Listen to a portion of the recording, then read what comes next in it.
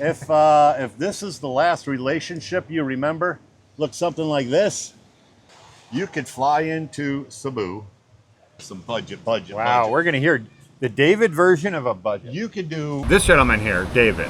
I met David over 2.5 years ago, I think, something like that. Something like that. Yeah, it's something like that. For a long time now, he's been living here in the Philippines. And he lives in a provincial town near a city, Iloilo City, and it's called Tigbawan.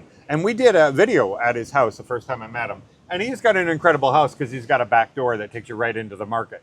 You wouldn't know it. He lives in a subdivision, but he can literally sneak into the market and sneak back out. Really cool. So I'll make sure, I'll link the video. You can check out his house. It's pretty cool. But he was also one of the first foreigners that I've ever seen that rented a house, but then spent his own money fixing the house up, which I don't know anybody like that. Yeah. So maybe he inspired me. I don't know. Maybe a little bit. You did it too. But he has a great deal of experience here, and he has met a lot of people, and he's going to share some of his valuable advice that he has collected over the times.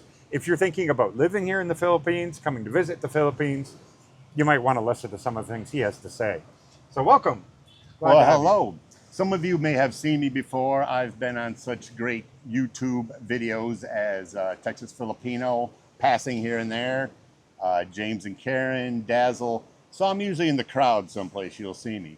So I asked Michael, I said, we've both been here a little over 3 years. My 3-year anniversary was actually yesterday. Oh, wow. And I know my thoughts on day one and the way I think now is totally different. And I'm pretty sure Michael has changed a little bit from when he got here. Things are a little bit different in his life, in case you didn't know. So I just figured we sit down after the 3 years, talk about our experiences, a little bit about what we've learned.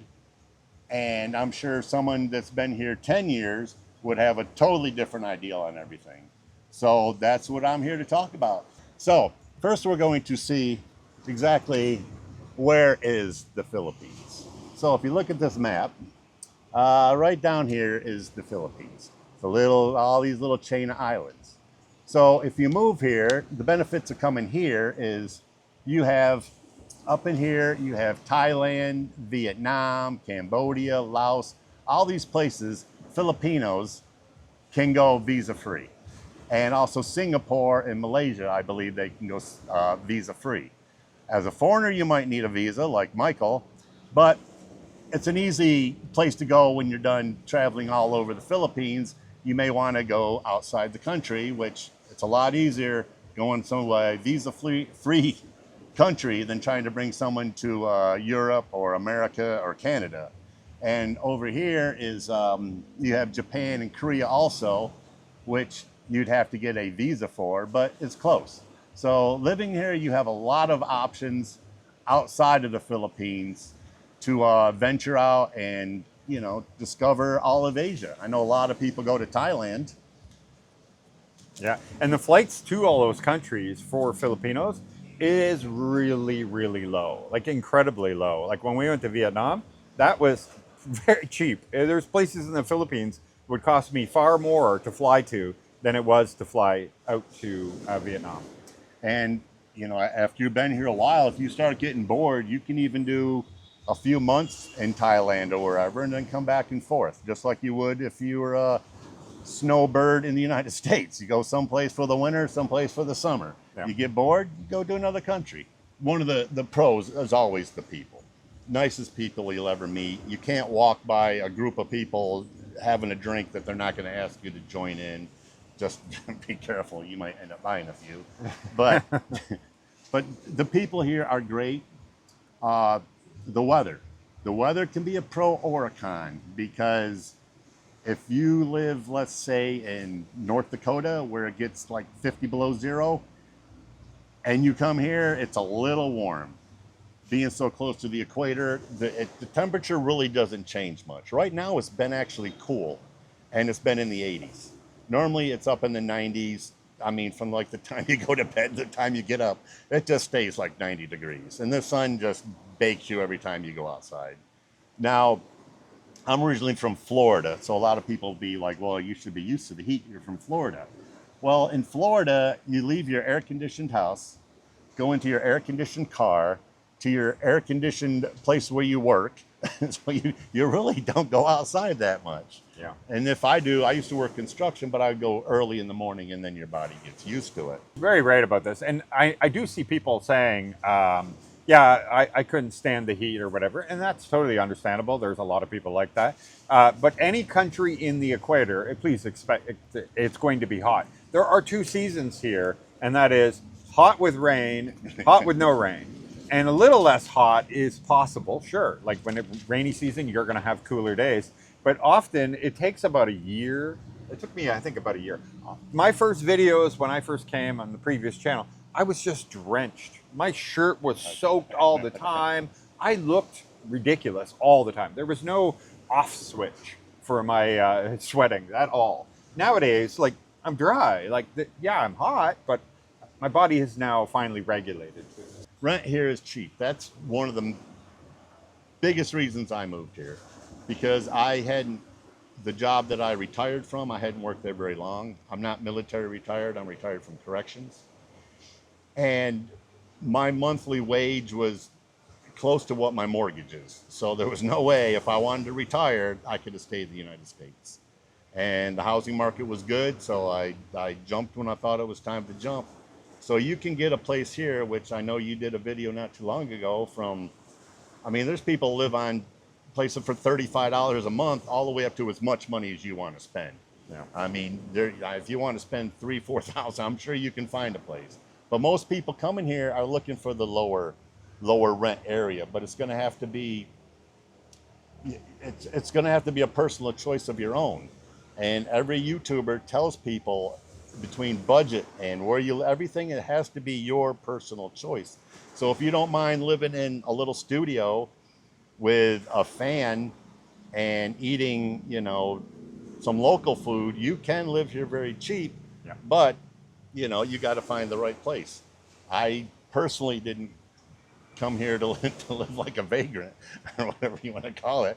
I wanted a comfortable living, which I have, and I know Michael has as well.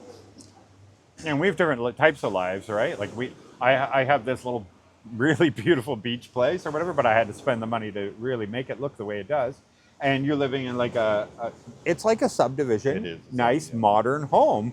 And, but for the most part, like I think we're around the same. Are you 20? Yes, 21 actually. Yeah, we're 21,000 a month. So for us, Oh, I yeah. thought you were asking my age. No, I'm only 21. Oh, yeah. No, I pay 17. You pay 17? Yes. Oh, I think, really? Yeah, and I put about probably 100,000 into fixing the gate and everything. Wow, that's, okay. But I didn't pay a social. I'm paying a lot more. I didn't so. pay a security deposit because I already pretty much put the Yeah. money in there. So. Yeah, I only had first and last for mine too, because I said I'm going to be spending the money fixing your place. What deposit? That makes no sense. You Yes. should give me a deposit. Yes. Yeah, it didn't work out that. But I think on average, if you know, the average rent in this country is $500, right? $500. It's just an average number. It might be 400, it might be 600, but $500. When I first moved here, I stayed at a condo in Iloilo, One Special. I know you know One where that is. Special, yeah. And I paid, I think it was 25,000 pesos. At the time, I think it was like 460. When I moved out, another foreigner moved in that I had met, and I believe he was paying 30,000 for the same place, but I think they moved the furniture back in because I didn't want any furniture. So I bought my own couch and TV and stuff. They left Right. a few things.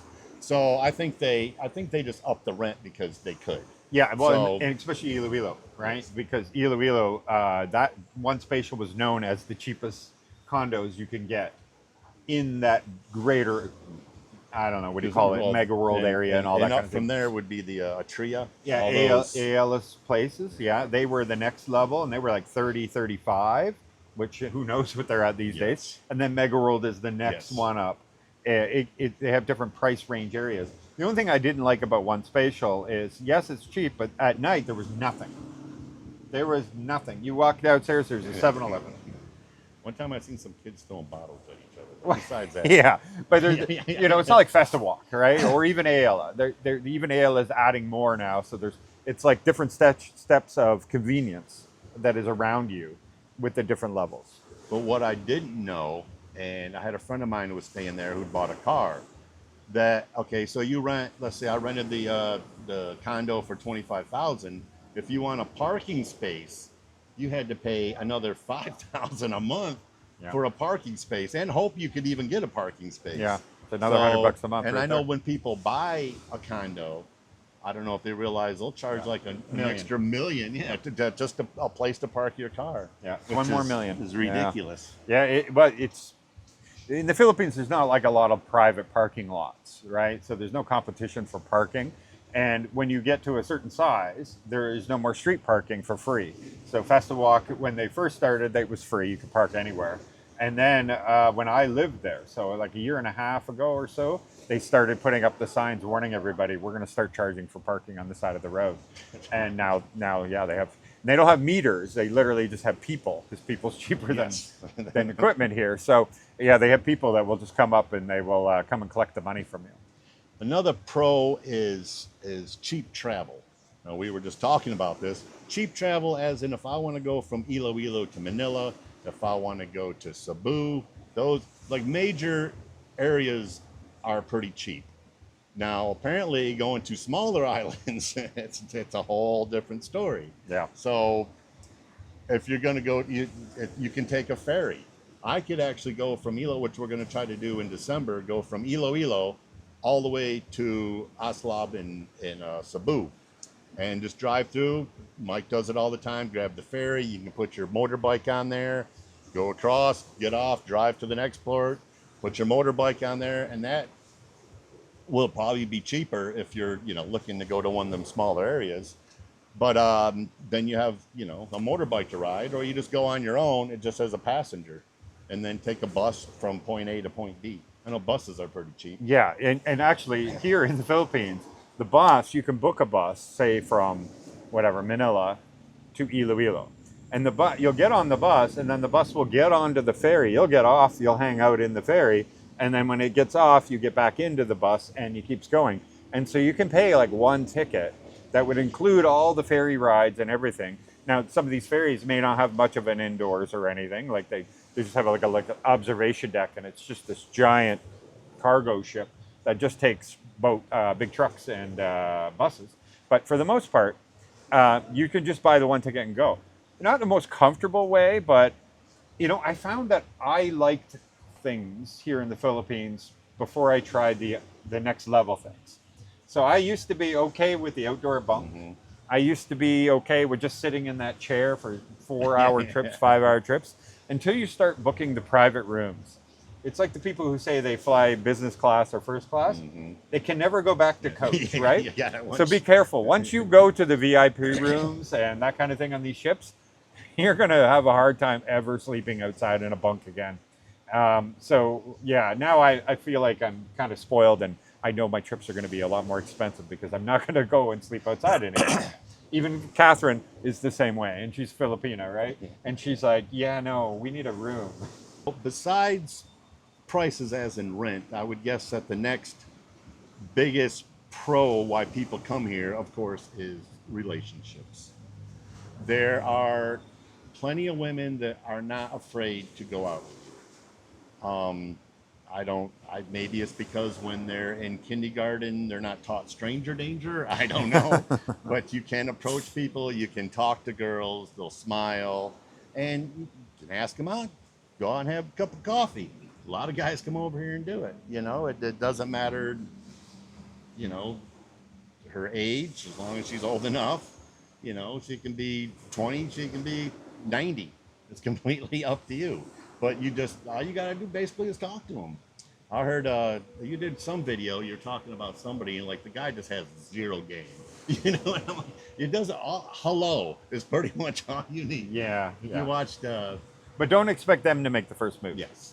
Unless you're talking to a bar girl, that's never going to happen. It's a different. So yeah, it's a whole different ball game. They will come and they'll chase you, no problem. But the average one here is going to give you that smile. They're going to give you that, hello, or just a look, or even, and then you got to do something. And so the ones that are very unsuccessful, they see it, but they don't do anything about it, and that's why they're going to be unsuccessful. But if you can just talk, the thing is I think many people come because we grew up in the West, and we're used to 99% rejection rate, Yes, right? exactly. And so therefore, that's where the fear comes from. If you didn't grow up in a 99% rejection rate, you would probably be more likely to make the first move and start chatting and literally say, "How would you like to go out? How would you like to go out with me?" And because here it might be 25% rejection rate, it might even be 75% rejection rate. It'd still be far better than it was in the West. So, do you have any more pros? I mean, I'm Oh, there's a sure lot of pros. I love the Philippines. The thing is a lot of the things that you're going to talk about in pros and cons, there is a pro to every con. And that is like when we say things move slower here, well, you're going to say, I hate waiting on all these lines at the grocery store, or I hate a lot of things. But then all those same things, also the reason of those things are the reason why people come to the Philippines. Because they're looking for a non-materialistic world that aren't just driven by making more money and all that. You know what I mean? Like, so there is pieces of every con that are, well, that's why the Philippines is the way they are. And a lot of the reasons why you're choosing the Philippines. And what he said is a con for me. And when I first got here, one of the things I didn't realize, I bought a big box of dishes. I got up to the cashier, and they will check every single plate, cup, dish to make sure that it's not broke. They have like little stations that will check it for you, but I didn't realize this. So, I mean, Filipinos are used to this. Now, me, that wasn't so bad because I was the one being checked. Now, if I'm 2 or 3 people down and they're pulling out, and I'd be like, oh, hurry up. Or they're very meticulous on how they pack your groceries. They're packing, and I'm like, just throw it in the bag already. So when they say it does take patience here, it does take patience. If you need to go get something done, which he has a lot more experience than I do, you got to go here and get this. Then you go to window 2 to get this thing over here. Then go over here to window 3 to get something. Oh, then go back. Oh, no, but you forgot this over here. So where everybody's like, why don't they just put everything in one window? It's because... Like when you take a motorbike on a ship. You go here, well, where's your Coast Guard? Oh, he's down the street. You got to go drive on the street. That's free, though. And you go and get that, and then he checks your registration and everything. Okay, no problem. Okay, now you got to go, okay, now go pay that guy over there for the terminal fee. Okay, go over that one. Okay, now go over to that one and line up over there because that's where you're going to pay for your seat on the boat. Oh, okay, I'm going to go pay for that. Where do I pay for the bike? Oh, you pay for that just before you get on the boat to the guy at the boat. And you're like, why don't you have one thing? One, maybe, okay, Coast Guard, and then 2 counters, like, okay, Coast Guard's got to be separate. I get that. Okay, there you go. And then you collect all this, you guys distribute the money. There's this thing about trust with money in the Philippines that you see all over. And that's why you can walk into a department store, for example, and they will have 55 employees on standing everywhere, but 1 cash. Well, only 1 person is trusted out of those 55 to handle the money. And so that's what you got to deal with. So, speaking of line, or one of those, customer service. Customer service, if you go into the mall and go into a store, like you said, 5 people will follow you around. And when you ask for something, they may not have any idea what it is, but they'll follow you. And like you said, it's very hard. Once you buy something, there's all kinds of different paperwork that needs to go through, especially something big like a TV. They do everything's handwritten. It's not just rung up on a computer and you're done. But the other side of customer service is, let's say you go into a bar or go into a restaurant and you sit down and you're waiting and you see a waitress kind of hanging out. A lot of times it's like they don't really want to bother you until you're ready. And then you come over and they'll bring you the menu and you look, you'll order your food and you wait and maybe sometimes he'll get his first and an hour later I'll get mine and then you'll get a drink after you ate your meal. Then when you're done you'll get a drink and your dessert will come first and there's if you want salt or pepper or something, you have to ask for it. They don't just leave it on the tables because maybe they're afraid someone would take it. I don't know. But I know that was a big thing that Michael's tried to work on at this restaurant, and it's probably like pulling the hair out of your... Yeah, we put buttons now on every table. And now it's just the hard part is getting the staff to remind people So to you tell push the them when they button. sit down, if you need me, please press this button. Because as much as I've tried over a year now to tell them that you need to check on the customer, at this point, make sure they get their drinks first, make sure whatever, all these things, and follow up after a few minutes of starting to eat to make sure that the food is good and all that stuff. It didn't matter how many times we train on it. Didn't matter. I finally had to give up, and I put buttons. And when you press it, table 11 shows up at a thing at the front there that they have to clear. It's sad I had to do it, but it's true. It is a different amount of priorities here. Again, this goes back to we're tip driven. Like I was a waiter, right? And I could make $200 a day back when I was 19 years old. I'm 50 now. Like that's a long time ago. That is what, $10,000 today. I'm exaggerating, obviously. And but it was like a huge amount of money that you got as a waiter. And here you're not really motivated by that. And so when they have a big tip day, it's not, oh my God, tomorrow let's get another big tip day. It literally doesn't even come into thought. It is the purpose of money here in the Philippines is to give you enough to give you the basics so that you can then spend all your time with your family and friends. It is not about to get the bigger car, to get the bigger house, to get the bigger this, to go with that. There is that in the back of their head because of social media and TV that they want those things, but the correlation between doing it is often lost on many. And so when I give opportunities or bonuses, if you do this or that, they're not jumped upon the same way as it would be in the West, where it'd be an immediate thing. There would be people jumped all over the place. You might walk by a McDonald's and it is just packed full of people, and you're like, wow. man, they are doing a hell of a business. But me and Michael and a couple other people could go in there. We could share a large fry and sit there for 3 hours. No one's going to ask us to leave. No. It's not like, oh, you're done eating? Okay. And they start taking your stuff away.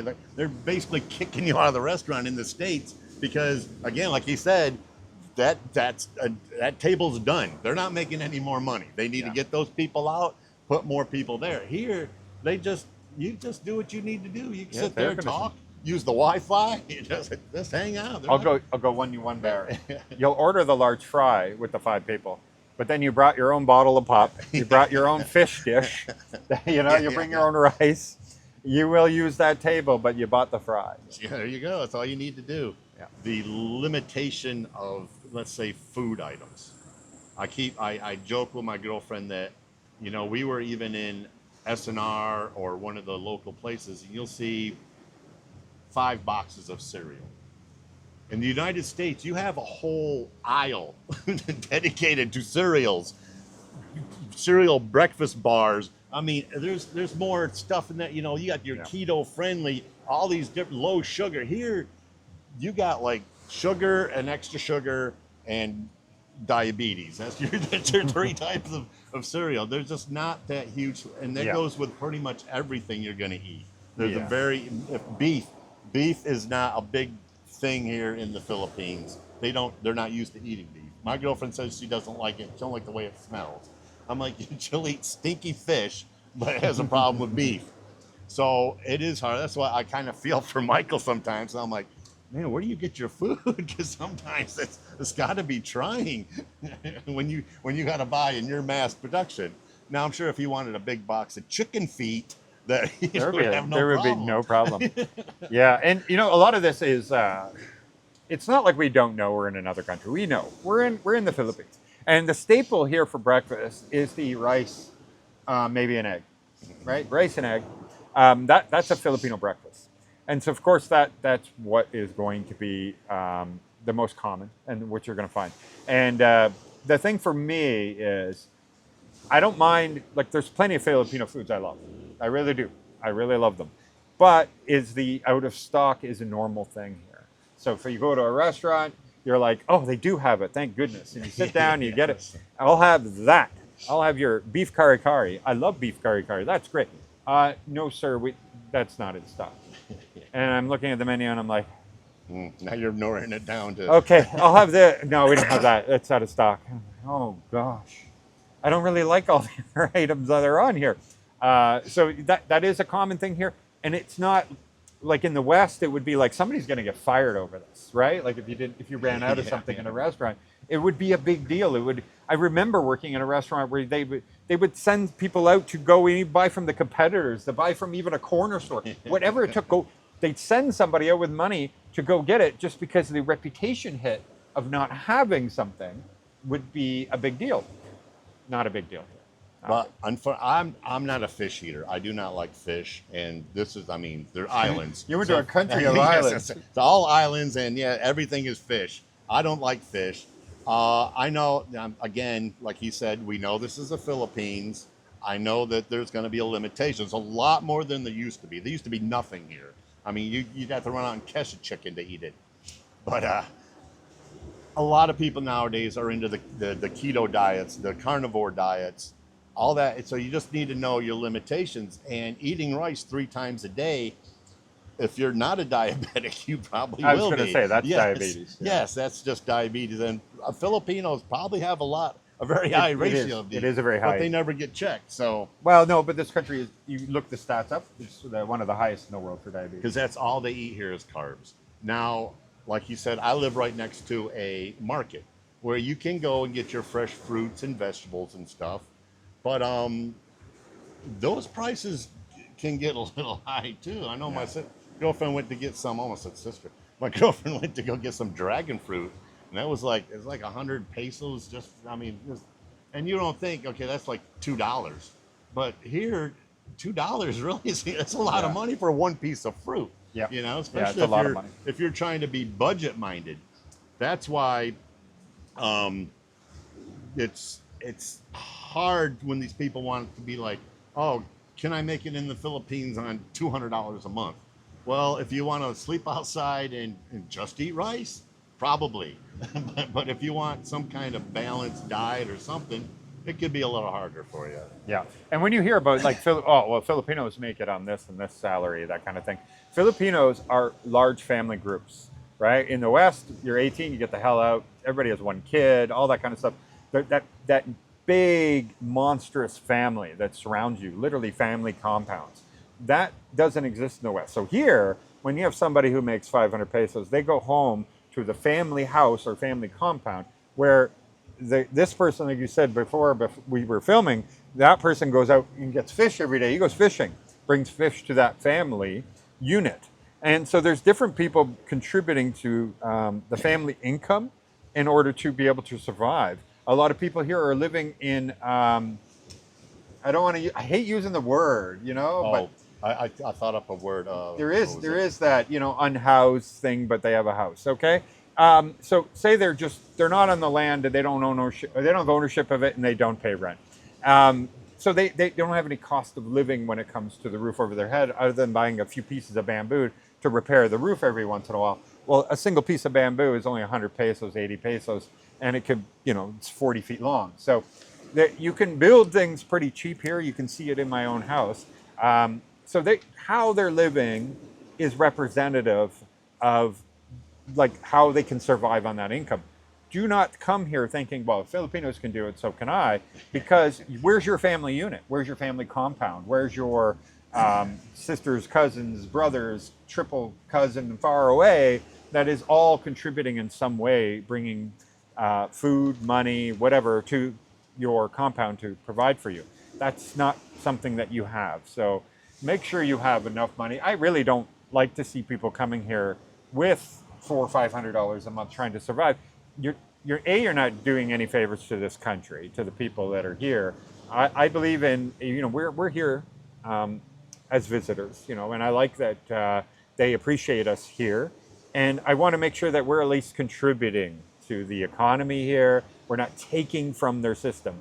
I don't like it when people came to Canada and took from our system. I don't want people to come here and take from this system. So that's what I explain to a lot of people, that like I believe that when foreigners want to retire here, that we are a big positive to the country, because we will bring in, the average person here is literally bringing in like $5,000 a month. It's a lot of money, I know, but I've met too many people that's what their pensions are, because they were in the military, they were a high enough rank, like E8, E9, that kind of thing. They're bringing in $7,000, $8,000. So that makes the people that are at $3,000, $2,500, the average does get quite high. And so those people, especially in their first year, when you're getting furniture and you're getting the things that you want to begin your new life, you're going to spend like maybe $60,000, in their first year here in the Philippines. Well, that equals to a great deal of Filipinos that are, out there earning money, how much money that they're putting into the economy. The good thing is a foreigner, even if you have kids, you have all that, you're going to put them in private school, you're going to go to private hospitals, you're not going to be asking for any social services, any social like rice programs or anything like that. You're not taking anything from the system. You're just putting money into the system. You're hiring people to do this and that. You're buying things from the local economy, and we're all a net positive in order to for the country. Another thing I didn't think about, let's say you go and you find your little a house someplace and you rent it out, is garbage. Okay, they don't issue you a big old garbage can like I was in the States, and the garbage truck comes every Wednesday. So sometimes I don't even really know, because there's a garbage truck right behind my house. So I'm not even really sure. Condos they'll have a dumpster for you. So I don't know if you have to go out and find like some guy and pay him to come by once a week. What do you do? Well, you might just bring yours here. We when we first moved in, we were putting the garbage out. We were told what day of the week it was. So we did put out garbage. The barangay is in charge of picking up the garbage. But they only picked up, the last time they picked up was Christmas Day. That was last year. Last year. So it's been 9 months since we had a garbage pickup. They just stopped. We see them drive by, and one of a Filipino told us, "Oh, it's probably because we were away on Christmas, right? We came back Christmas Day, but it was the afternoon, and it was because it was Christmas Day we were out there to tip them." And the problem is they come very early in the morning, and I've never seen them stop or get close enough that we can give them any money to get this started again. And so because we didn't tip them, I guess they no longer pick up for us. So our garbage just piled up, and they just stopped coming. And so we're lucky, though, that we have the restaurant. If we didn't, I'm not even sure what we would do, to be honest. There's a reason people burn their garbage, I think. Because the restaurant is part of their priority area, because they don't want rats and they don't want problems and dogs and everything else. And so garbage is picked up every single day, 7 days a week, in front of the restaurants. And so when we have our bag brought over here to add to our restaurant, so I get it picked up. Not really fair to this barangay, because that's another, even though we're 400 meters down the beach, it's another barangay. But that other barangay will not pick up for us. So, we're kind of struggling here. But I know there is people that, they have burn barrels. It's just a thing here. Like in the city, when I was in Iloilo City, there was 2 options. And so we would pay for both. And one was the city option, which I can't remember what it was. It was like $20 every month or 2. Maybe it was 2 months, every 2 months. But then there was a different day. So we had 4 days a week garbage pickup. 2 of them were city and 2 of them were a private company. And we just decided to give them both 1,000 pesos every 2 months. And then it didn't matter what day we wanted to put out the garbage. Yeah, but that's like one of the cities, little things you don't even think about. And all of a sudden you're in a house and you're like, well, what the hell do I do with my garbage? What do I do with garbage? Exactly. Yeah. And then there's also things like water. My house has a well. I don't pay for water. You run off the... I'm in the city, but we will have no water during 11 p.m. to 10 p.m., maybe 9 p.m. But you also 11 a.m. to 10 p.m. You pay for your water. Yeah, we pay for water, but there's not enough pressure during the day. And again, where my girlfriend lives, they get a trickle at like 3 o'clock in the morning. So if you want to use the water to take a shower, I guess you got to get up at 3 a.m. or have a water bucket. Yeah. And they exactly. scoop. So when you look for rentals, look for the ones that have the elevated tank. Yes. So that it pumps the water up, and then you have the pressure. So that's what I have a tank on top of my house. So even if the power goes out, I still have water. I can still take a shower, get water, do what I need to do.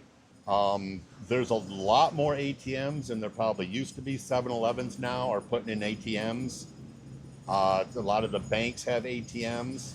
I remember when I first got here, I was going to BPI, I think it was, and they would let me take out, I think I could take out like 50,000. No, was it? Yeah, 20,000, which that's like $400. Yeah. So that wasn't bad. I just take out once or twice a month and I was good to go.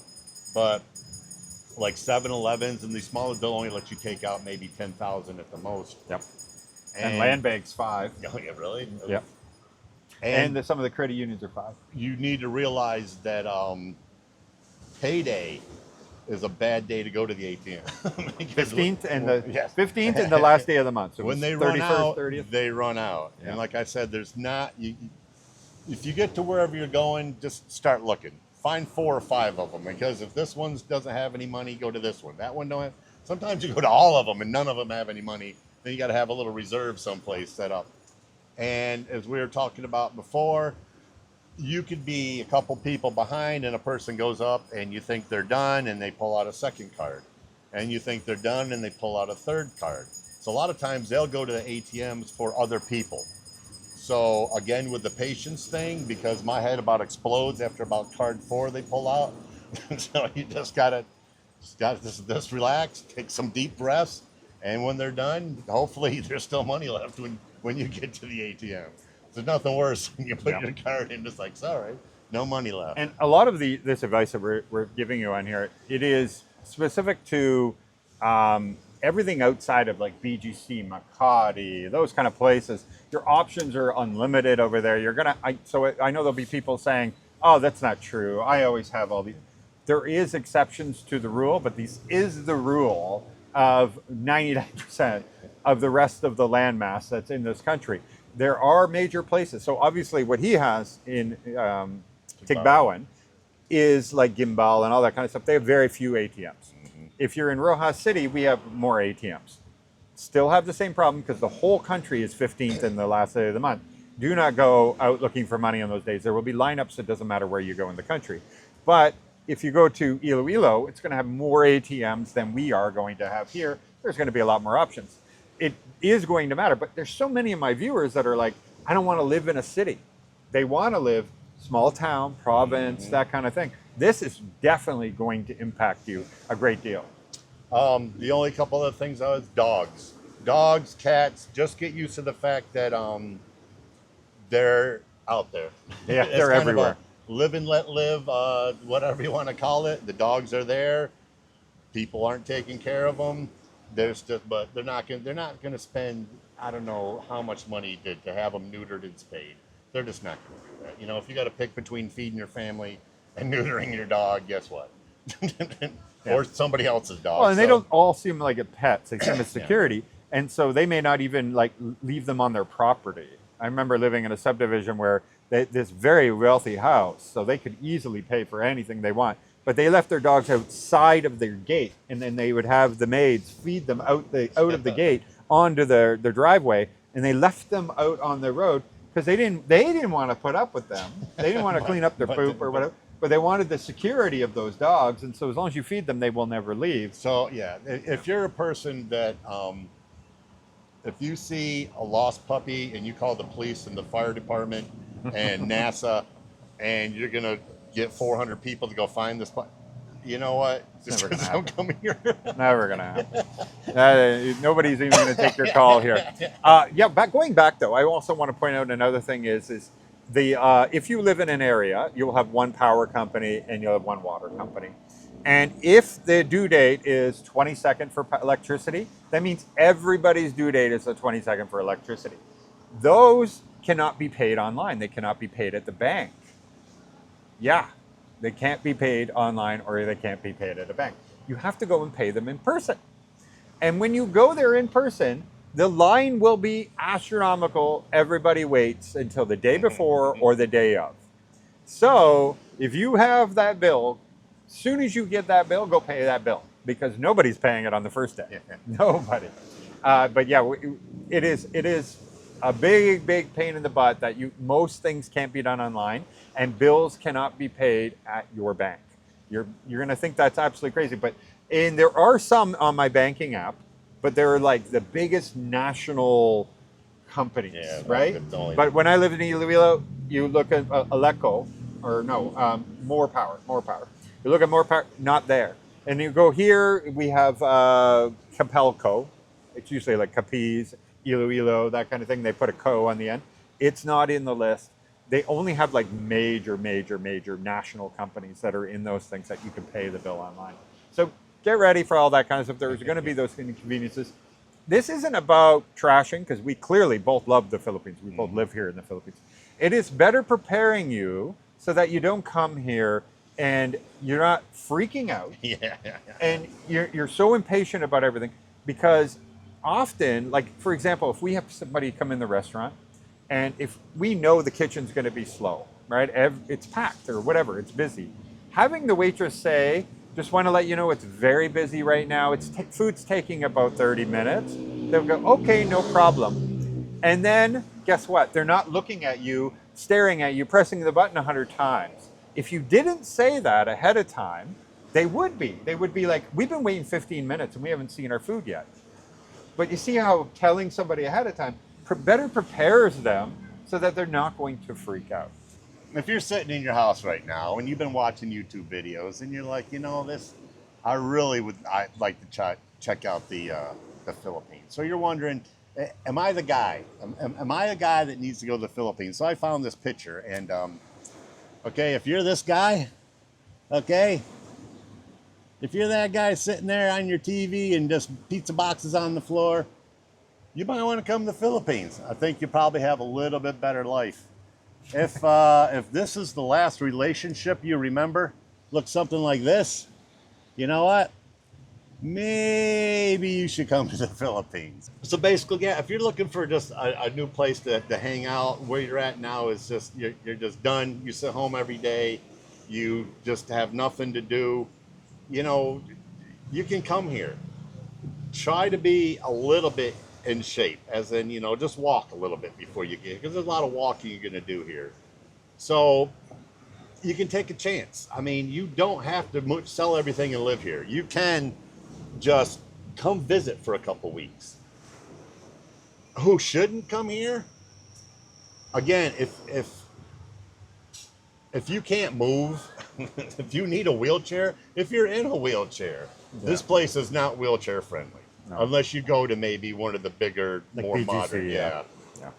If you have a lot of ailments, unless you want to move next to a hospital, and then still you might not make it in time. My ideal to you is, okay, to check your health and to check your, you know, your stamina, however you want to say it, how good a shape you are in. Is what you want to do is go to a room that's weather open. It's kind of an open room where there's nothing you can touch. And then put your underwear on and take it off. If you can do that without falling over, that right there is a good start. Never heard that one before. That's a good test there. If you can clip your toenails without running out of breath, there you got a good start. You might be able to make it here. Because I've seen some people that will go on these island hopping things, and at the end of the boat, you'll see a lot of them in his videos. All they do is they put down this little ramp, and they'll stand there to hold your hand, and you got to walk down it. Yeah. And I've seen some people that I was afraid weren't going to make it. Yeah, they were going to tumble. I mean, yeah, I've seen them like actually like have to pick somebody up and carry them out of the boat.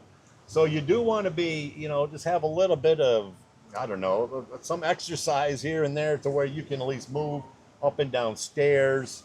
Because, I mean, there's a lot of walking. Yeah. Some of these not a lot of elevators. Party back your first day. No. And, you know, I have had friends that have turned their lives around, like health-wise, because they came to the Philippines. Because it gave them a new chance at life. It gave them a new purpose, everything else. So our friend Harry, who's, we got a tour of his house there. He comes in here every once in a while. He's joined the gym, and now, you know, Harry looks fantastic. Fantastic for his age. He's very fit, doing quite well. But recently we had Paul on here, and Paul took up the ballroom dancing over here. Yeah. And the first time he was like, oh my God, my knees, my legs, and everything else. I'm so out of shape. And now he's going like 3 times a week with them. He's enjoying it. He's meeting people. He's having a great time, and he's getting so much more fit. So they didn't come here in their optimal shape. They got in optimal shape because they feel motivated to be in their optimal shape. You know, I think that a lot of people will find new purpose if they come here, and that you get kind of trapped in a rut. You get kind of stuck in the rat race. I don't know how to explain it either way, but you feel like all I do is this, and this, and go to bed. And that's your life right now. And it just feels miserable. You're never really all that happy anymore. The purpose is gone. And coming here to the Philippines brought for me just leaving my country, to be honest. Leaving my country, because I went to Cambodia, I went to Albania, and here was just part of the journey. But it felt like just starting over. And I've said this, I know, too many times already, but it was like beginning a new life, you know, but being able to start it as an adult. So this is Harry. He just literally just showed older up. and healthier. You came to the Philippines in worse health than you are today. Yes. You got healthier coming here Yeah. because, and correct me if I'm wrong, coming here gives you a new purpose. Yeah, and it's a change. It's a good change. And having a change, actually, live in the it's like a beach. restart in life, right? It's like a restart. Yeah. Yeah. And now he goes to the gym every day. Oh, Or I'm not every day. Not every day, but I certainly walk the beach. Yeah. You do barefoot watch. every day. And he's had this, by the way, for months now. Or maybe a year now. Not a year. You haven't been here a year. Yeah, about 8 months. Now that you plan on coming here, you've made up your mind. Well, there's over 7,000 islands in the Philippines. So where are you going to live? So you have to decide, do you want to live by the ocean? Now, finding oceanfront like Michael did may not be that easy. Maybe if you're willing to pay anything, maybe, you know, they'll find it for you. You can live in the mountain. You go up in the mountain, it's a lot cooler up in the mountains. So maybe you want to save on that electric bill. So you want to live up in the mountains. Now, do you want to live in the city? If you live in Iloilo, Manila, Cebu, you're going to have a bigger variety of foods, grocery stores. You know, these places got like S&R and Landers, which close to a Western grocery store that you'll find in here. You'll find all kinds of, you know, your regular restaurants. They have a lot of Western restaurants, Burger King, McDonald's, Texas Roadhouse, Subway I've seen, Chili's. All these places can be right there if that's what you want. You can live a little bit outside like I do, where I'm about 40 minutes away from Iloilo. So, you know, once a month, once every couple months, I can go into Iloilo and go to those grocery stores and get my fix at Pizza Hut or whatever I need. You can be in the province, and then there's the province. You can be in the province where you're kind of away from stuff. People would call you in the province, Yes, to be honest. you could right? say where I live, it's a smaller town in the province. You could say where James and Karen, they're out where it's just rice fields and stuff. If that's what you want to be away from people a little bit, and you want, I mean, it'd be harder probably to find a house or someplace out there. Especially for rent. Now, if the last category is just Tarzan is what I'm going to call it. If you want to come here with a backpack and within 2 hours you got on a loincloth and you're in the middle of the jungle, you want to live next to the school that you go to up in San Juan. Yeah. You know, that if that's you, I'm sure you can find your way. You know? Oh, Filipinos are very inviting. Yes, you came up and said, listen, if you guys would provide my room and board, I'll give you X amount a month. They would be like, done. Sure, come on in. Come on in. The closest to Tarzan I've seen is Dad Richard. Bods. Yeah, Richard. Yeah. Yep. He found a little Neba hut someplace. He's Tarzan. Yeah, Yep. yes. And he's doing it well. He's still $400 a month, Yeah. right? Oh, yeah. Well, I About mean, that. so as you can see, this is the Philippines. We live here on Capiz, which is right next to Rojas. We're up here in Calibo. So you got to realize, okay, if you're like, okay, I really want to come and stay on Panay Island, there's a lot of places you can go and see, but it's not super touristy. So Other than Boracay. yeah, Boracay it's like the most well-known place here, Exactly. and that's way up towards the up in here is Boracay. But for the beaches aren't super white, whatever beaches. Actually, Michael's done a video of where was it over here where they do the island hopping and stuff. Right up there. So that's an unknown place right now. A lot of people aren't going there. So that might be a place where if you're one of the Tarzans, you might want to go up in there where there's going to be few people. Negros. Negros has some really nice snorkeling and scuba diving. That Critter Hunters down here in Darwin. Yeah, down to the right there, yeah. Yep. So I know that up in here, there's a lot of resorts through here that, again, you can do snorkeling and stuff like that. Then, of course, you have Palawan. which I think El Nido's the Number one. yeah, that's that in Quran, where if you want to go island hopping again, it's a big island hopping. But you said there's really not much there as in I In don't know. Corone. Yeah, in Corone, there's no malls, there's no nothing. Yeah, Just- you're not going to get a lot of civilization. You're going to get all nonstop tourists coming in, backpackers coming in. Yeah.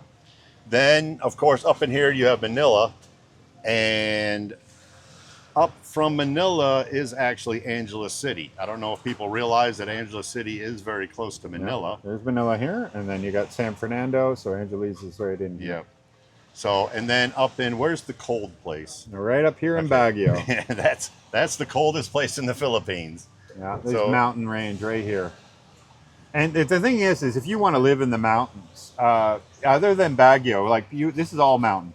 But if you go up here, you're not going to find a lot of rentals up here. The rentals are going to be where the Americans had been there for decades, that kind of thing. And so you're going to find the houses that you want to rent or apartments are going to be only in here. Now in Baguio, the cost of living there is quite a bit higher.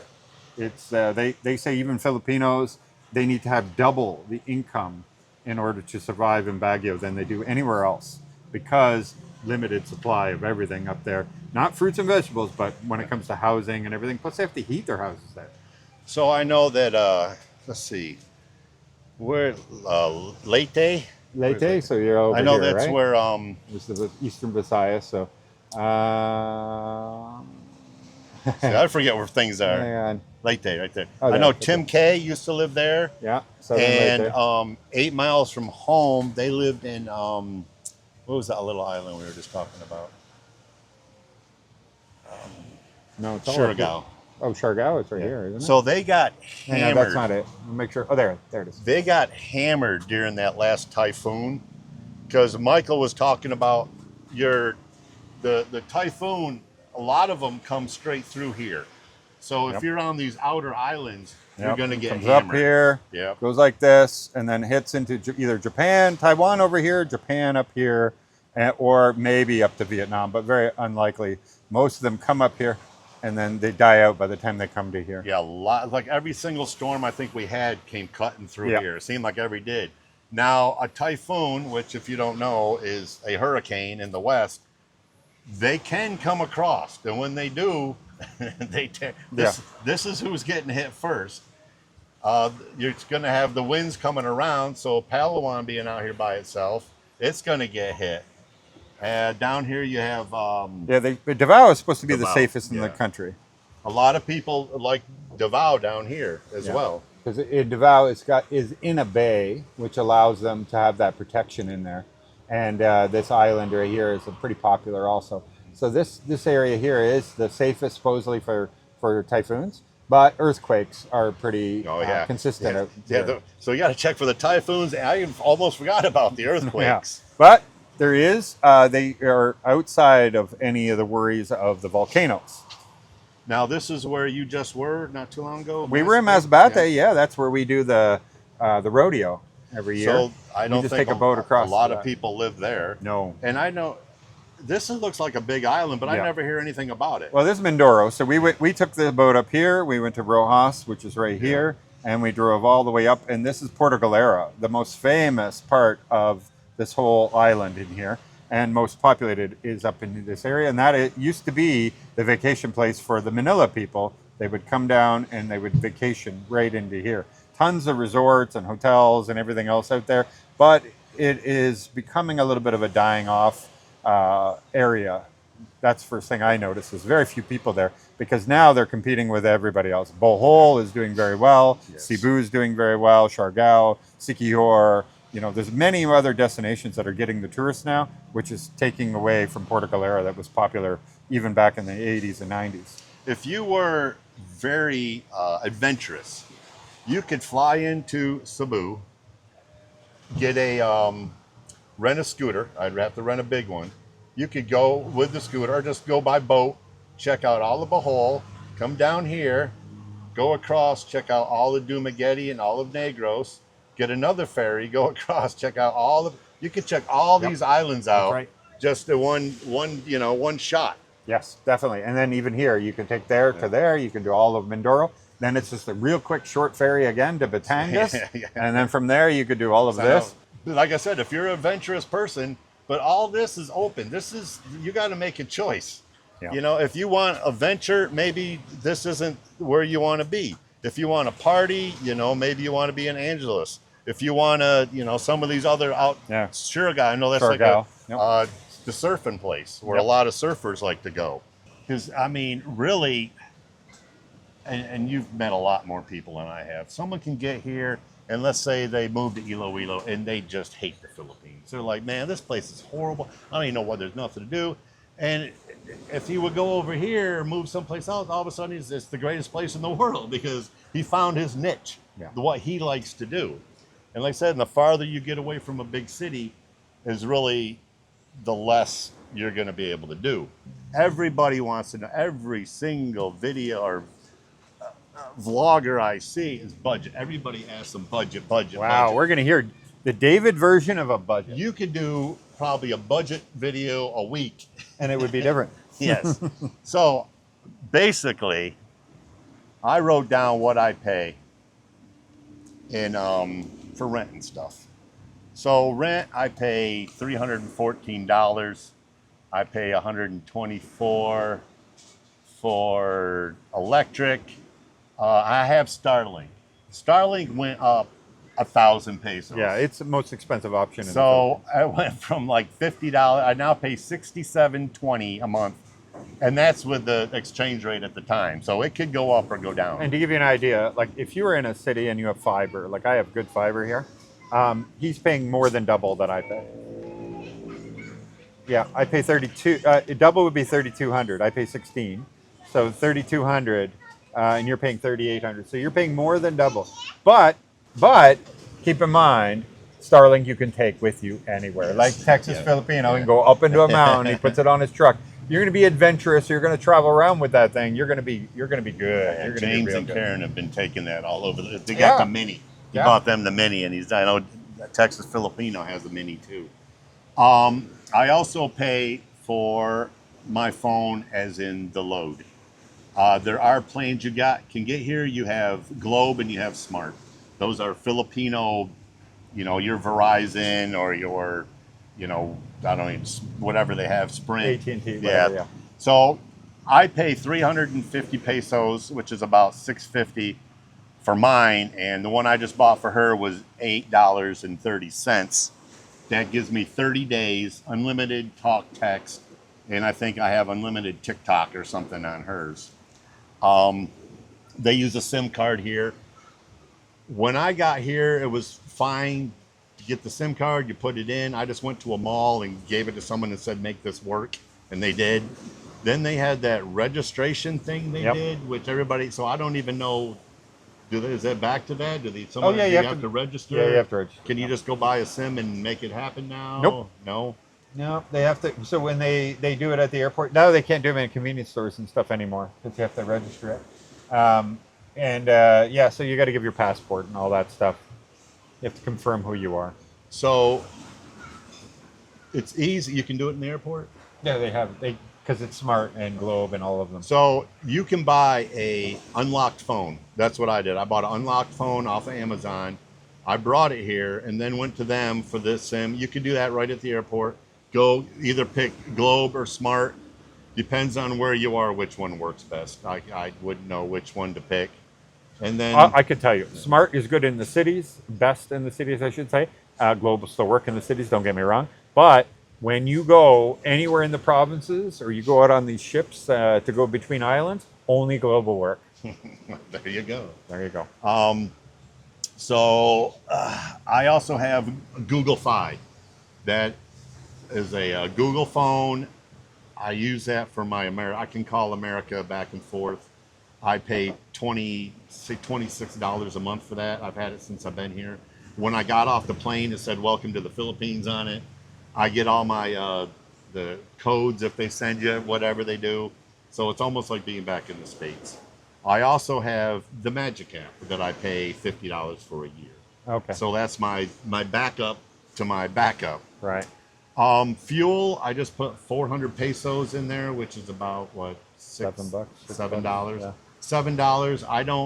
I used to go through maybe one tank a month. Yeah. You probably use a lot more. You do a lot But more still, traveling. it's nothing. I Yeah, I don't mean think about that's it. I don't you think know about it. it's so I get like 80 miles a gallon, so it's not that big a deal for my scooter. That's your basics. Yeah, because but the good thing is, like I noticed on your list, you have all the Netflix, Disney Plus, Hmm. all that stuff. Here in the Philippines, though, if you get your girlfriend to sign up, it is so much cheaper. For example, Yes. when I wanted HBO, I use a VPN to get the American HBO, which gets you all the TV channels they have, like the on demand, like not on demand, whatever you call it, where the programming is Yes. happening. It gets you all of everything in their catalog, right? But you pay $20 for a year of HBO here, and then you put the because it's a Filipino version of HBO. But then you put your VPN on, and it thinks you're in America, and it gives you everything in America for $20 a month. And I think Philippines Netflix is 499 pesos, something like I that. need So to it's change mine. it's about $8 or $7, something like that, American per month for Netflix here, and then you just put your VPN on in every country. And you can get cable TV here. Now I know there are going to be people in the comment section that are going to say, "Oh, I didn't go all the way to the other side of the world to watch cable TV." Yeah, when it's pouring But rain outside. after a while, you might get bored, okay? Yeah. Because when you get here, everything's new and shiny, and I used to drive, I'd see McDonald's, I'd be like, "Oh, McDonald's," everything was just. But now it's like, yeah, I sit home and watch TV because every time you go outside, it's going to cost you money. Yeah. And when you Sure. start getting all of a sudden, you spend off that, that extra money that you brought here and said, okay, well, this is my little say, I'm going to spend this much. Then when that's gone, you're like, okay, well, now I got to kind of start being aid myself. Sure. So now, I watch a lot of TV, a lot of YouTube, of course. So my basic is $579. So 579 is your basic cost of living, and that doesn't, other than obviously you're watching TV is a entertainment, I guess, but that really doesn't include your entertainment. You haven't gone out for dinner yet. You haven't gone to a That's bar. one thing I did not put in there Yeah. is food Yeah, because it's going to change. because I like to eat. Okay. And food really seems to cost me a lot of money. Oh, okay. I don't know why. Yeah. But I went to Pure Gold. I spent almost $100, and then we spent over $200 at SNR. So I've already spent between $300 and $400, and I'm not even sure if that's gonna last a month. Okay. So again, that is something that is up to the person. If you want to live on, if you're good with chicken feet and rice. Or Hey. even just rice meals, right? Yeah. Where you just get a little dark meat of chicken, right? Like that dark meat part, and a rice. And I don't even know if they give you anything else. I think that's all they give you. Anyway, that's like $1.80 here or $1.60, depending on where you're going. So that's prepared already, made for you that you can get at a restaurant. So yeah, you're right. Yeah, But you can get steak here and pay $75 at a restaurant. and I was gonna figure this out, but I didn't because I'm like, okay, if you take the price, okay, so you jump on a plane, let's say $2,000 to get here. If you check around with like a smaller resort, because I know some people and I met a guy in Oslo that was staying at a resort right on the ocean, restaurant kind of place in there. You could get food, whatever. He was paying 17,000 pesos a month to stay at this hotel or this resort. Wow. Sit, oceanfront view. Can get food right there if he needs it. Whatever he needs is take care of. Laundry right down the road. So if you ask around, you can find a decent deal. So let's say you come here and you spend $500 for the month. If you find somebody that would do that for you, then you figure out, look at his menu, and you come here and you eat breakfast someplace. Probably cost you 150, whatever. Like you said, some rice and egg, Yeah. some bacon, and then you come here and eat lunch or dinner. Don't eat lunch, just eat dinner. There you go. There's your whole time here. Yeah. Eat here every day. Yeah. Figuring 5 or 6 beers. Yeah. And Yeah. Please. Now you know your budget. Yeah. Now you can come here, spend a month, check out Rojas, fly back, decide if this is your, the place you want to be. Yeah. And there you go. It's not that expensive. It's just getting on a plane. That's all it is. You can get on if you've got on a plane in New York and flew to Florida, it's the same thing. It is. You're not going to get off the plane and think, oh my, what am I going to do? When you're thinking about a place to live, I was watching one of Michael's videos when he was showing a person's house. And one of the comments is, I'm not going to fly all the way to the Filipinos to live around a bunch of foreigners. Now, my ideal is, what happened to you that you hate your own people? I mean, what do you? I don't understand when people say that. Well, and I see it a lot of people saying they hate foreigners. They don't want to be around foreigners. I'm going to tell you, the only people I've seen around here that are nastier people are foreigners that hate other foreigners. Because I'll say hi, I'll see some guy in a mall, and you'd like waiting for him to make eye contact. They'll make eye, you'd be like, hey, how you doing? And it's like they turn away, like I'm going to run up and ask him for something. And you've been through a lot of foreigners here. Yep. Do people come in and ask you for money daily No. and try to rob you, No. or No. want to live in your house with you, or No, wanna maybe on that, but they sleep don't say sleep it. outside? But yeah, no. I think that the thing is they're like, oh, I'm trying to escape the West and all that stuff, and oh, okay, I get all that. What it is when we say that, it's nice to have a place where you can hang out or have the expat meetups and everything, is I think that they can come here and just have the type of conversation that you're interested in, all the likes and interests you have in your head, the history. When we talk and we have conversation with people, we're often reminiscing about our past, right? About things, experiences, things that we've been through in life or whatever, cool stories, things that are people like, wow, that really happened to you, that kind of thing. They're not going to relate.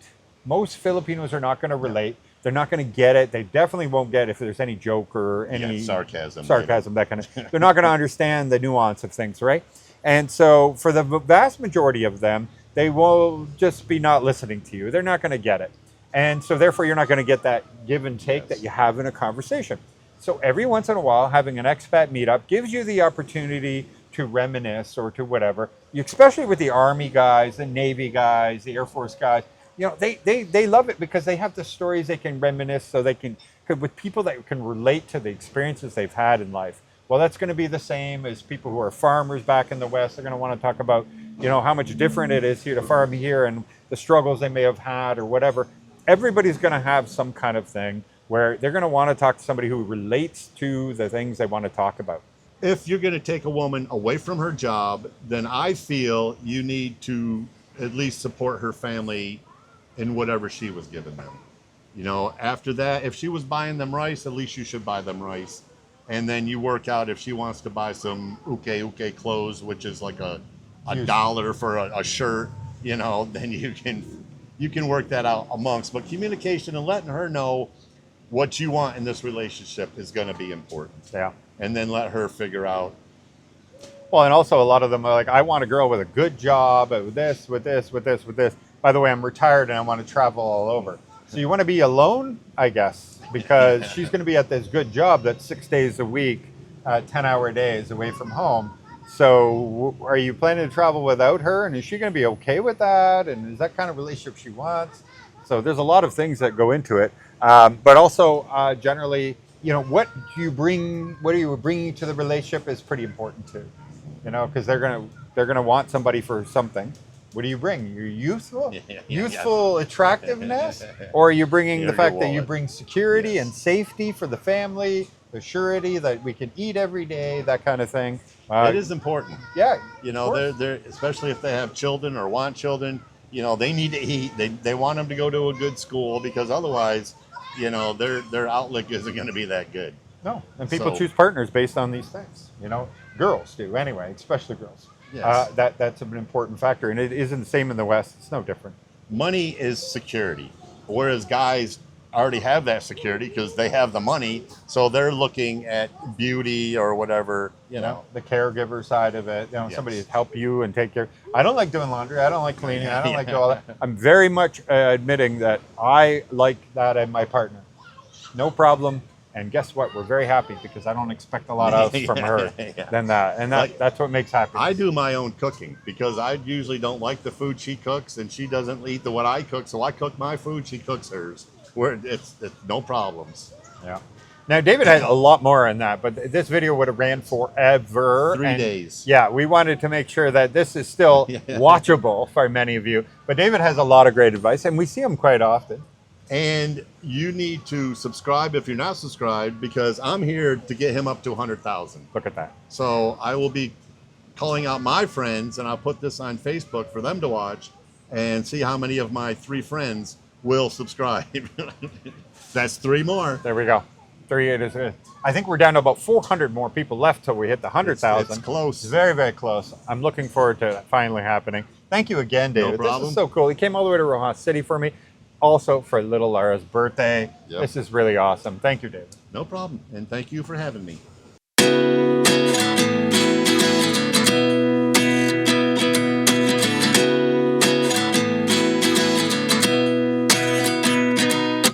At 29 and I find myself wondering what did happen to the last 10. I ran away with my life, fast forward, never turn back.